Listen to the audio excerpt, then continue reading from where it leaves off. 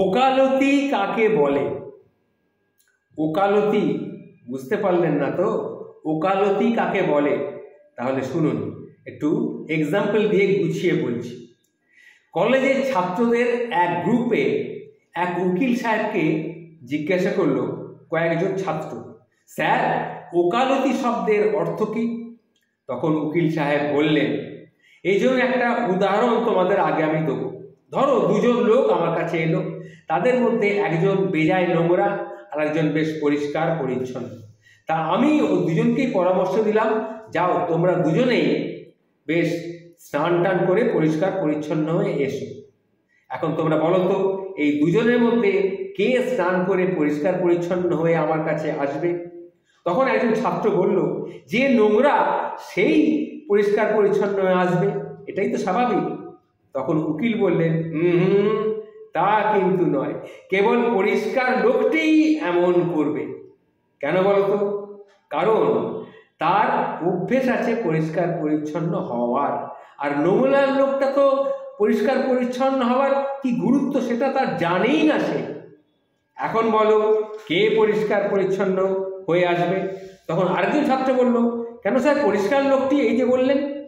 তখন উকিল বললেন, না, নোংরা লোকটাই পরিষ্কার পরিচ্ছন্ন হয়ে আসবে, কেননা তার সাফাই হওয়া, তার পরিষ্কার পরিচ্ছন্ন হওয়া দরকার। এখন বলো তো, বলো দেখি কে পরিষ্কার পরিচ্ছন্ন হয়ে আসবে? তখন দুজন ছাত্র একসঙ্গে বলে উঠলো, যে নোংরা সে। তখন উকিল সাহেব বললেন, না না না না, দুজনেই পরিষ্কার পরিচ্ছন্নতা অবলম্বন করে আসবে। যে পরিষ্কার পরিচ্ছন্ন আর যে নোংরা, দুজনেরই পরিষ্কার পরিচ্ছন্ন হয়ে স্নান টান করে আসা উচিত। বুঝতে পেরেছ তো? এখন বলো কে পরিষ্কার পরিচ্ছন্ন হয়ে স্নান করে পরিষ্কার পরিচ্ছন্ন হয়ে আসবে? তখন সমস্ত ছাত্ররা বলল, তাহলে স্যার দুজনেই করবে।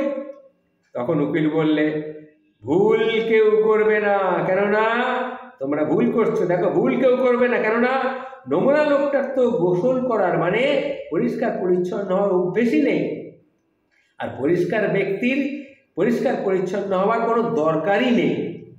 কি তাই তো? এখন বলো কে নিজেকে পরিষ্কার পরিচ্ছন্ন করবে? তখন একজন ছাত্র বলল, স্যার আপনি প্রত্যেকবার ভিন্ন ভিন্ন জবাব দিচ্ছেন, আর আমাদের কাছে সব কিছু যেমন কেমন গোলমাল হয়ে যাচ্ছে, আমরা সঠিক উত্তর কোনটা স্যার সেটা বুঝবো কি করে? তখন উকিল বললেন, ব্যাস এইবার তোমরা বুঝতে পেরেছো। কি বুঝতে পারলে? আমাকে তোমরা জানতে চেয়েছিলে ওকালতি কি। এই হচ্ছে ওকালতি, এটাই হচ্ছে ওকালতি। বাস্তব কি এটা গুরুত্বপূর্ণ নয়, বরং গুরুত্বপূর্ণ হলো তুমি নিজের বক্তব্য সঠিক প্রমাণ করার জন্য কতগুলো সম্ভাব্য যুক্তি উপস্থাপন করতে পারো, সেটাই হচ্ছে দেখার, এবং সেটাই হচ্ছে ওকালতি। কি বুঝলে? কিচ্ছু বোঝনি তো? কিচ্ছু বোঝনি। এটাই ওকালতি, আর এই ওকালতিটাই উকিলের বুদ্ধি।